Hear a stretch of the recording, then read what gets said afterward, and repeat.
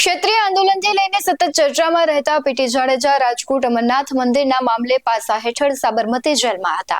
તેમને હવે રાહત મળી છે, કારણ કે ક્ષત્રિય સમાજ દ્વારા આવેદનપત્ર આપી મુખ્યમંત્રી તેમજ ગૃહ રાજ્યમંત્રી સમક્ષ પાસા રિવોક કરવાની માંગ કરાઈ હતી.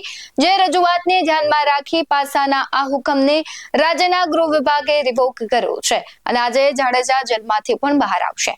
નમસ્કાર, BS9 TV ન્યૂઝમાં આપની સાથે હું ભગવતી વિશાવડિયા. સૌથી પહેલા એ સમજીએ કે શું હતો મામલો. ગત 21 એપ્રિલના સાંજે અમરનાથ મહાદેવ મંદિરે મહાઆરતીનું આયોજન કરાયું અને મંદિરના પ્રવેશ દ્વારની બાજુમાં અમરનાથ યુવા ગ્રુપ દ્વારા આયોજિત મહાઆરતી લખેલું બોર્ડ બેનર લગાવાયું હતું.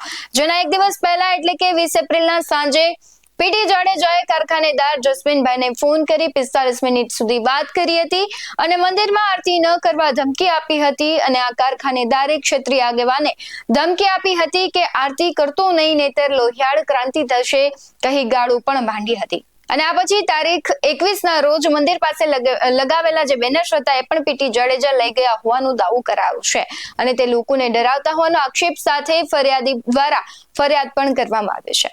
રાજકોટના અમરનાથ મહાદેવ મંદિરમાં મહાઆરતીને લઈને રાજકોટના સાંઈનગર વિસ્તારમાં રહેતા ક્ષત્રિય સમાજના આગેવાન એટલે કે પીટી જાડેજા પ્રવીણસિંહ ટબુપા જાડેજાએ કારખાનેદાર જસ્મીનને ફોન કરીને જે પ્રમાણે ધમકી આપી હતી ના સમગ્ર મામલે રાજકોટ પોલીસે 5 જુલાઈના પીટી જાડેજાની પાસા હેઠળ અટકાયત કરી સાબરમતી જેલ હવાલે કરી દીધા હતા.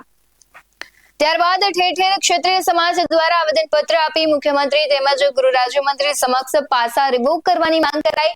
જે રજૂઆતને ધ્યાનમાં રાખીને પાસાના હુકમને રાજ્યના ગૃહ વિભાગે રિવોક કર્યો છે.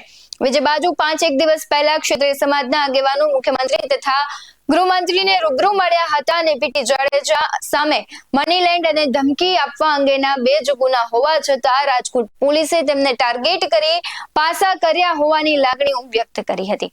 સોમવારે રાજ્યના ગૃહ વિભાગે પીટી જાડેજા સામેનો પાસાનો હુકમ રિવોક કર્યો હતો. વાતની પુષ્ટિ થતાં જ તેમના પુત્ર અક્ષિતસિંહ જાડેજાએ સમગ્ર ઘટના અંગે વાત કરી હતી અને તેમણે કહ્યું હતું કે હવે આજે સાબરમતી જેલમાં તેમને રજૂ કરાશે, ત્યારબાદ જેલમાંથી તેમનો છુટકારો થશે. ક્ષત્રિય આગેવાનોએ જણાવ્યું હતું કે આજે પીટી જાડેજા જેલમાંથી બહાર આવશે ત્યારે મોટી સંખ્યામાં રાજકોટથી સમાજના આગેવાનો તેમને માનભેર લેવા માટે અમદાવાદ પણ પહોંચશે. પદ્મિની બાવાડા શું કહી રહ્યા છે તેના પર નજર કરીએ. જી પદ્મિની બા, પીટી જાડેજા છે આખરે સાબરમતી જેલમાંથી બહાર આવશે, શું કહેશો? જી ચોક્કસપણે જે પણ આપણે જે થયું અને જે ખોટી રીતે જે આપણે કહીએ છીએ કે ભાઈ તાનાશાહીથી જે કરવામાં આવ્યું હતું અને એમાં અમારા ક્ષત્રિય સમાજના દરેક યુવાનો આગેવાનો બહાર આવ્યા અને અમને ન્યાય મળ્યો, તો બસ એક એ જ ગર્વની વાત છે કે અમને ન્યાય મળ્યો છે, સત્યનો જય થયો છે અને બસ એક અમને સંતોષ છે.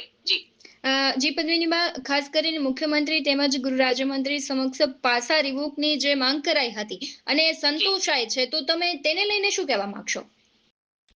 જે પાસાની જે માંગ કરાઈ હતી તો જે પણ અત્યારે થઈ રહ્યું છે, તો જો એવા ગુના જ હોત તો પાસા શું કામ કરી, અને પાસા થઈ હતી તો અત્યારે જે થઈ રહ્યું છે એ એક આપ લોકો સૌ જોઈ રહ્યા હશો કે ષડયંત્રો થઈ રહ્યા છે, ખોટી રીતે ફસાવવામાં આવી રહ્યા છે, બરાબર છે, અને એક અમારી માંગ સ્વીકારી છે અત્યારે તો, અને બસ એટલે એક અમે અત્યારે આખા સમાજને એક કહીએ ને કે સમાજની સત્યની જીત થઈ છે. જી પદ્મિની બા, આપ જોડાયા તે બદલ ખૂબ ખૂબ આભાર. જી.